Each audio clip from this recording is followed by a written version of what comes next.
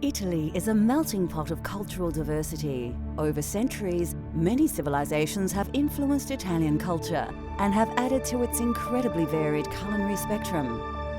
Italian regions display their own colloquial cooking and flavor styles. Today, we will discover a taste of Tuscany. Join us as we explore the classic dishes, unique ingredients, and the diverse cultural flavors of Italy.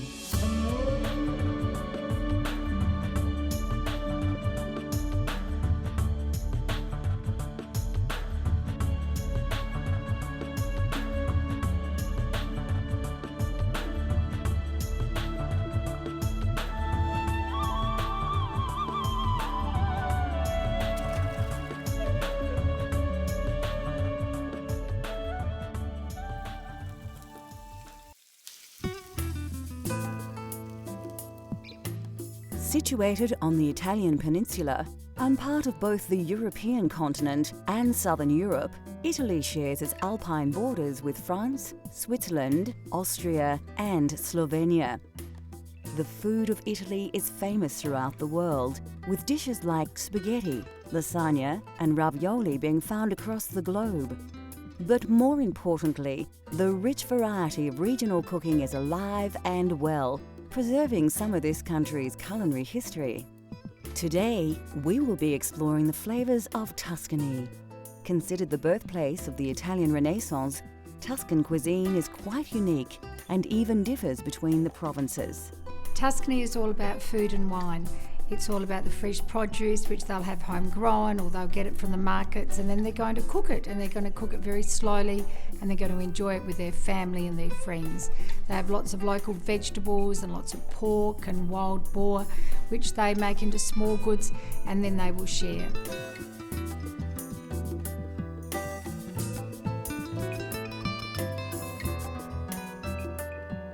To create a classic pasta dish, of course you need pasta. And rather than pick up some dried spaghetti at the supermarket, to experience the cultural flavours of Italy at home, you're going to need to make fresh pasta yourself. My first exposure to Italian cooking was in a small restaurant in London that my father used to take me to when I was a kid. And they used to make all their own pasta there, and they had all the wooden boxes with all the various sizes, shapes and colours of fresh pasta. You could just choose whichever pasta you wanted to go with your sauce, and that really excited me and got me interested in Italian cooking. All you need to make fresh pasta at home is some fine flour, some fresh eggs, and some semolina flour. First, take your flour and gently tip it out onto your workspace. Make sure your hands are dry, then using your fingers, make a small well in the flour. Take an egg and gently crack it into the well you've just created. Now the fun starts. Using your fingers, break the yolk so it mixes with the white, then gently work the egg around in a circular motion. What you are actually doing here is slowly picking up the flour around the edges and drawing it into the moist centre. When the egg and flour start to turn to a firmer paste, add another egg to the mixture and repeat the process. Don't be impatient and get tempted to stir the flour in faster, as this will introduce lumps into your dough that you'll have a hard time working out.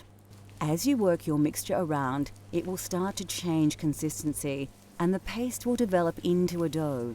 Keep kneading this dough with the flour until you're satisfied you have a very elastic mix. Be sure your pasta dough is not sticky. If it is, you'll need to add more flour. You will most likely have more flour than you require, so don't feel compelled to use it all. Once you have your dough at the correct texture, use your hands to mold it into a small cob. You will need to rest your dough for at least 30 minutes before you roll it out. Generally, pasta is made with a pasta machine. Take your dough and press it into a small disc. Feed it into the pasta roller, then fold it back onto itself and repeat.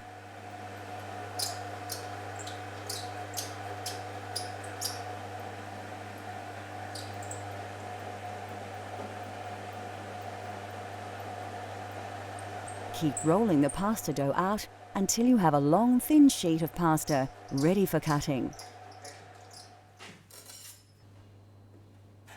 Now, add your chosen pasta cutter to the pasta machine. Lightly dust your rolled dough with a little semolina and carefully slice your pasta. Once cut, dust your fresh pasta with semolina and put it aside for later. We'll cook our fresh pasta in a fettuccine al funghi later in the show.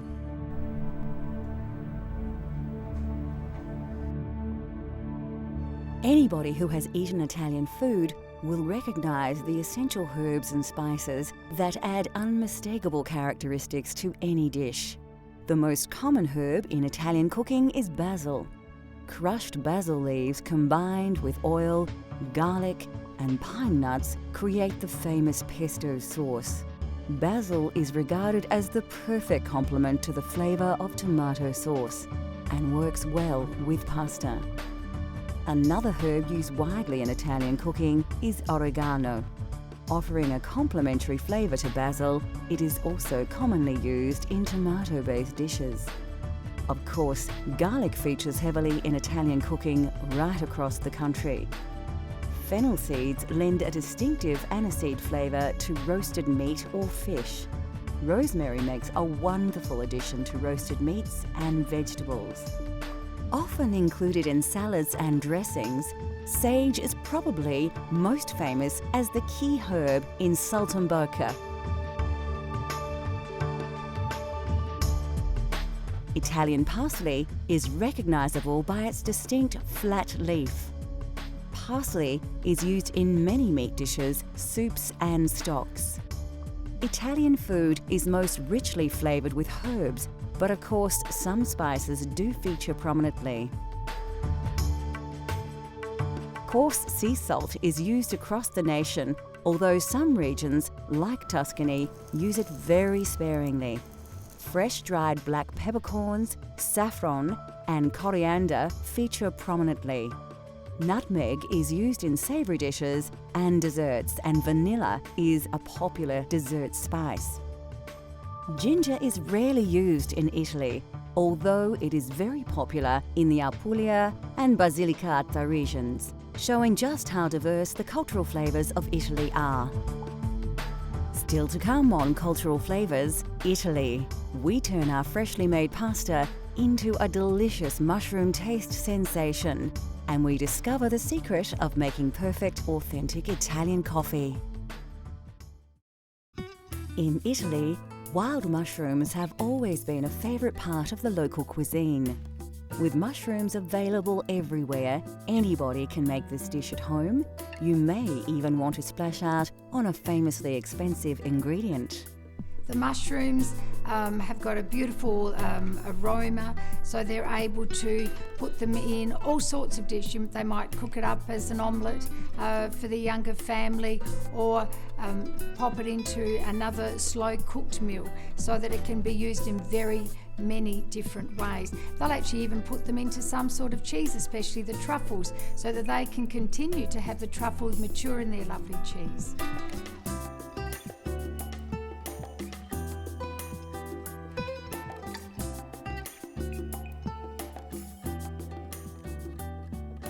For this dish, you will need a selection of mushrooms. You can use fresh local varieties or a combination of fresh and dried.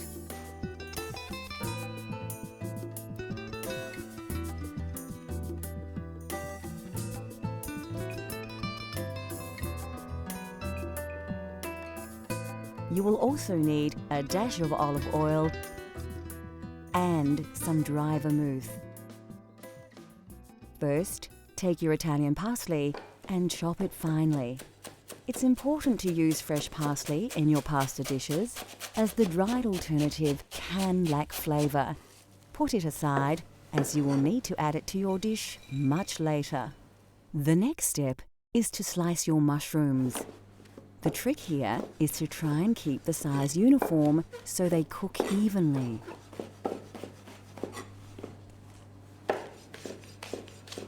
Remove your dried mushrooms from the water and squeeze off the excess moisture. Then chop them evenly. Keep the water, you will need it later. Take the stalk of celery and remove the leaves. Chop into lengths, slice along the grain, Then finely dice into small blocks to avoid large chunks of this strongly flavoured vegetable masking the delicious mushroom flavours. Next, chop your garlic and slice your red onion. Put the ingredients aside and heat up your pan. So, to prepare the sauce, we're going to start with a nice fry pan, a little bit of oil. Want the oil to get nice and hot, almost smoking. The first thing we're going to add is our mushrooms, so they get a nice bit of colour on them. Brings out all the nice flavours, so they don't go soggy. After the fresh mushrooms have braised a little, add the dried mushrooms, then the celery, onion and garlic, and a sprinkle of salt. Reduce the heat and cook it gently to bring out all the combined flavours. Add a dash of vermouth and some of the liquid stock you had the dried mushrooms in, and your Italian sauce will be taking shape. Next, add the butter and cook on a gentle heat with the juices. When the butter emulsifies, it will produce a nice rich sauce. Finally, add your chopped Italian parsley and stir it right through the sauce. Then set it aside to rest while you cook your pasta. Put your heavily salted water on the boil. Ensure that it is a strong, rolling boil before adding the fresh pasta you prepared earlier. Stir it around a little to prevent the pasta from sticking together. Fresh pasta won't take long to cook, about 3 to 5 minutes. Drain your pasta in a colander and put your sauce back on the heat. Make sure it is very shiny. You can add more stock or butter to get your sauce to the desired consistency. Add your drained pasta to the sauce in the pan and stir through. Make sure you have covered the pasta entirely with your mushroom sauce. Then you are ready to serve. Grate some Parmigiano Reggiano, commonly known as Parmesan cheese, over the dish. Just enough to give it some bite and some extra saltiness, but not so much it causes the dish to go gluggy. Finally, if you have them, shave some black truffle over the dish just before serving. Now, enjoy your authentic fettuccine al funghi.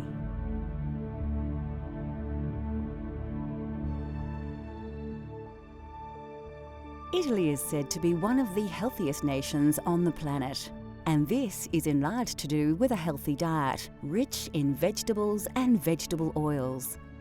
Of course, the most important vegetable in Italian cooking is the tomato.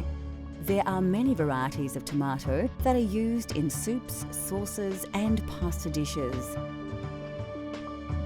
Brought to Italy in the 18th century, the tomato has become synonymous with Italian cuisine. The Italians love fresh vegetables and are famous for their salad dishes. Brought to Italy in medieval times, cucumbers are now part of Italian culinary culture. Root vegetables like carrots, radish, turnips, and beetroot all feature prominently in Italian cuisine, as do onions and leeks.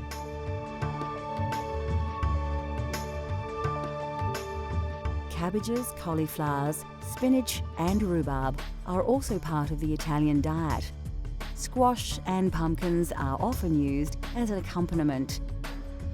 Bell peppers and potatoes also have become part of Italian food culture. Melons, like cantaloupes named after the town of the same name near Rome, are often presented as a dessert. Asparagus is a common ingredient in many Italian dishes. Mushrooms are highly regarded in Italian cuisine, especially in the provinces in and around Tuscany.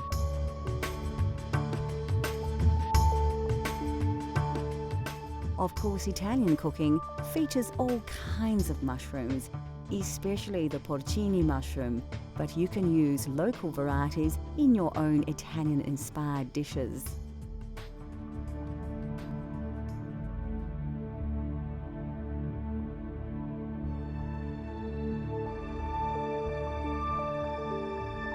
Coffee originated in the highlands of Ethiopia and quickly spread across the Islamic world during the Middle Ages. It was only introduced to Europe via Italy as late as the 16th century by Venetian merchants who had been trading with Muslims from the East. Yet, we must thank Italians for defining coffee culture as we know it today.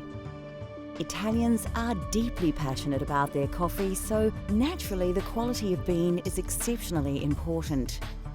Coffee comes in 2 varieties, and Italians overwhelmingly prefer Arabica over the cheaper Robusta bean. Roasting beans changes their colour, taste, smell, and Italians enjoy a full roast bean, which are rich brown in colour and have a slightly oily surface. Italian baristas have created a wide range of ways in which to enjoy coffee. Cafe Espresso is brewed by forcing hot water under pressure through finely ground coffee. This process produces a highly concentrated shot of coffee, which actually forms the basis of many other drinks, such as a macchiato, which is simply a shot of espresso marked with a small drop of steamed milk. The most well-known Italian-style coffee is, of course, the cappuccino, and this cultural flavour of Italy has become increasingly popular right across the globe. Cafe latte is usually drunk at breakfast time, made with a full glass of steamed milk and a shot of espresso. This wholesome drink provides the perfect start to the day for many Italians. Coffee is drunk in a variety of ways, but generally speaking, Italians only add milk earlier in the day. With the exception of breakfast, coffee is rarely served alone and is usually enjoyed after a meal. The drinks, the roasting styles, barista techniques, and the popular social aspects of drinking coffee have all been heavily influenced by Italy's love of the coffee bean. Next on Cultural Flavours, Italy. We explore a famous Tuscan twice-baked biscuit and its accompaniment and discover how to serve this delicious Italian treat.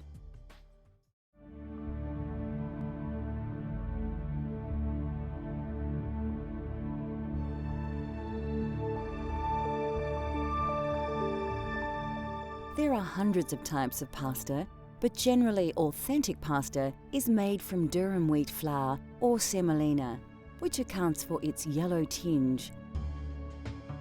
Durum wheat is believed to have been introduced to Sicily by the Arabs in the 7th century, and pasta has become the national dish of Italy. Of course, fresh is best, and authentic Italian pasta has texture and flavour characteristics that is difficult to replicate with dried alternatives. Having said that, there are a multitude of dried pasta options that keep well, so it has become a staple in many kitchens across the world.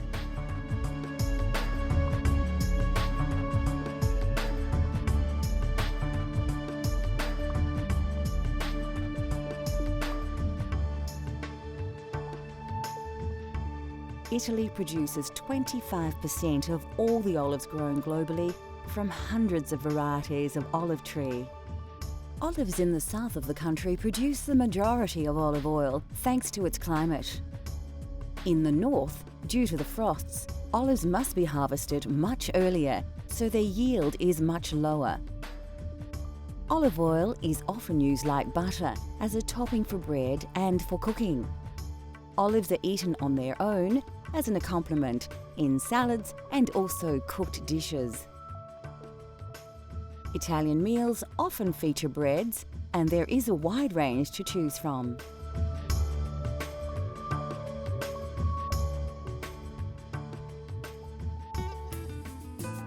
Italian food is rich with tradition, and there are few foods more traditional than biscotti. Tuscany, they love their biscotti. So they'll go to the local market and they'll get their flour and their sugar and the nuts, whatever nuts mum wants to use that might be in season, and they'll go home and there it will be in their beautiful kitchen, and they'll start mixing the flour, the eggs, the butter, the nuts, and then they'll roll and then they'll bake. And then with the biscotti, they need to slice them again, and then they'll need to rebake, so it's the double baked biscuit. That process, of course, brings the family together because it takes quite a long time for them to be able to do that.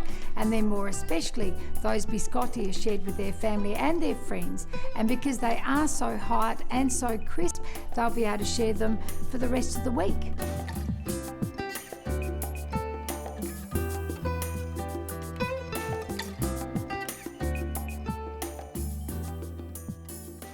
You won't need to look too hard for the ingredients in this recipe.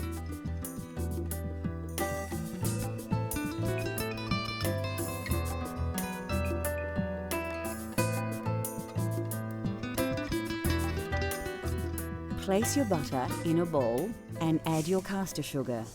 Mix the ingredients with a spatula until you have a consistency like this. The technique here has more than a few similarities with pasta preparation. So, just like making pasta dough, add your first egg and mix it into the sugar and butter. Work the ingredients together to achieve a smooth paste.